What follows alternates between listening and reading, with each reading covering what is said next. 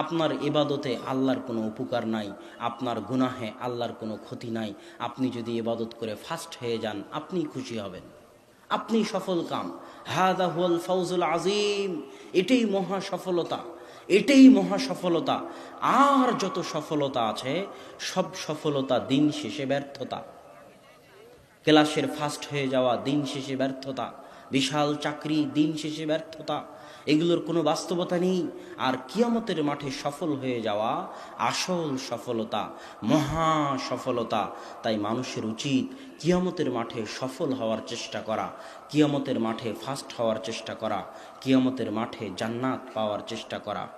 যখন রাসূল সাল্লাল্লাহু আলাইহি ওয়াসাল্লাম ইয়াসিরের পরিবার সুমাইয়া রাদিয়াল্লাহু তাআলা আনহা, তার ছেলে আম্মার, তার স্বামী ইয়াসির, তাদের উপর যখন আবু জেহেল অত্যাচার করতেছিল, তখন আল্লাহ রাসূল তাদের সান্ত্বনা দিয়ে বলেছিলেন, সবরান ইয়া আলা ইয়াসির ইন্না মাউইদাকুমুল জান্নাহ।